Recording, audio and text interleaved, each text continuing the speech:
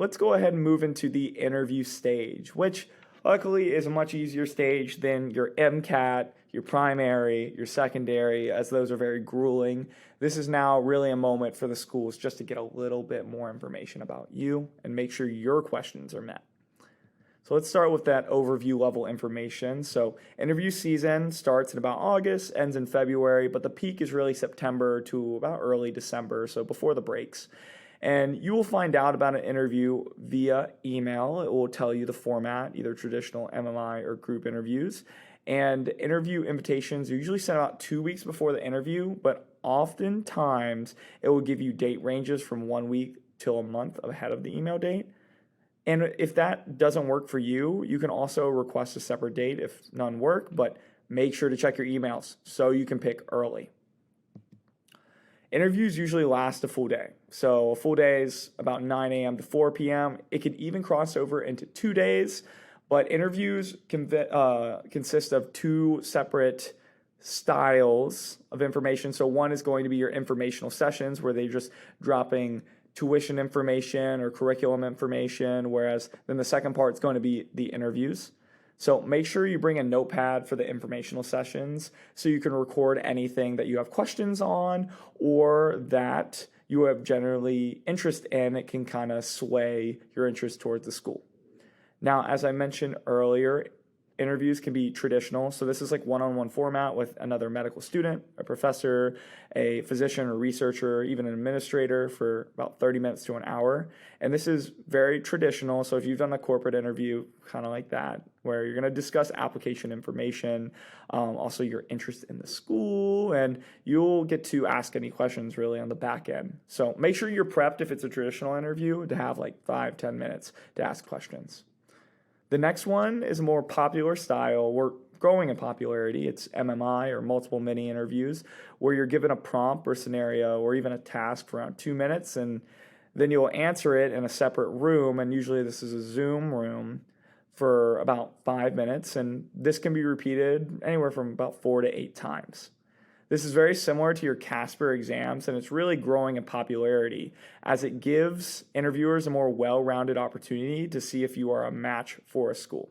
It's also an advantage to the interviewee. You don't have to get a perfect interview, and you get multiple chances with a variety of scenarios. Group interviews are the last style, and they're a little bit less common, but it's mainly focused on your interpersonal skills as it's highly important as you are entering medical school.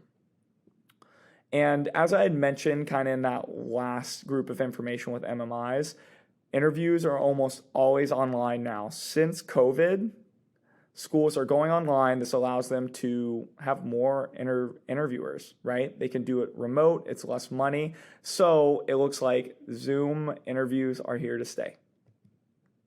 All right. Now, you may not hear back from a school for quite a long time post-interview. It could be weeks or months without hearing back. This leaves room to send an update letter. If you have had an interview, you will likely want to send an update letter if you haven't heard anything back in potentially a month, 2 months to express your continued interest or any updates on your application. You can also do this before you get an interview. So in that period of, say, about middle of July, if you haven't heard back and it's about October, November, this would be a good time to update the AdComs on what you've been doing, any publications or work you've been putting through. Now, the acceptance rates post-interview widely vary.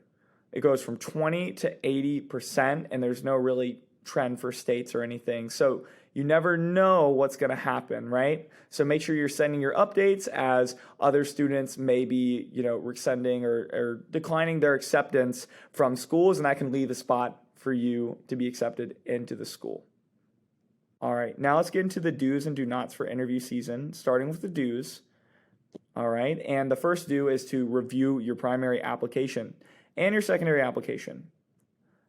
Remember, once you send your secondary in July, you may not hear back until February. So it's probably been a long time since you remember what you wrote down or truly remember what was on your resume, because a lot of things can happen in those 6 months since you send in your secondary application. I can assure you it caught me off guard when I got my interview in January, having sent a secondary in July, and I had to review everything that I wrote down because a lot of things had happened in the last 6 months. So review what you wrote. This is also going to be helpful for school research, as you might have a lot of links and resources and charts that you pulled aside for writing your secondaries. And this will help as you review any material that the school sent you, as you take a deeper dive into what programs interest you specific to that school. This is truly essential for making questions. So you're going to want to prepare questions for your interview, as every interviewer is going to give you time to ask questions. And you should have questions. It shows that you're interested. It shows that you did your research and that you, at bare minimum, looked at the resources that they sent you. Lastly, you want to practice your response to essential basic questions like why us and why here. You can expect to get these in some capacity for all your interviews, and they weigh so heavy. If you can't really answer like why this location or why this school, then it does really look bad upon your application, right? And those simple questions can really be the turning point for you as an applicant. As for do not, and I mean do not lie on your experiences. It's really easy to just kind of like boost up your experiences beyond what you really did. But these interviewers, they're intelligent people. They're physicians, right? They've reviewed thousands of applications. They're going to be able to know if you're lying, right? And they're going to probe questions too. So make sure you're telling them the truth and really telling them about you, your traits, right? Your personality. They just want to see if you're a good fit. If you got the interview, they like your application. They like what you've accomplished. Now they just need to know that your personality is a fit and that you're going to make a great another student for their school. Next, do not ask questions that are too answerable through basic research. This essentially shows you didn't look at the resources the school sent you, or you didn't really do any research on your own, right? And they want students that are prepared.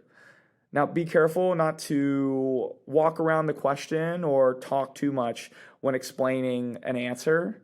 This really shows an inability to provide a concise answer, and they're going to want your answer to leave room for them to ask more questions, right? Because this should flow like a conversation. So if you're taking up the whole time with a response, this is not going to leave them time to ask you certain things, especially during MMI. So make sure to get to your point, right, and provide a strong answer without taking the full amount of time given in the Zoom room.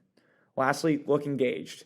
Now, you will likely be in formal wear or a suit, so hopefully that will help you remain engaged. But these interviewees are gonna read off of your emotion. They're gonna read off your facial expression, your tone. So make sure you're looking engaged, not showing that you may seem tired or bored, right? You're really gonna need to focus in to make sure that your emotions are right. And this can be ensured via practice. And then lastly, if you want to compare your odds against others in the application cycle or previous cycles with the dates they got interviews and their stats, you can use CycleTrack to compare your stats and dates with others.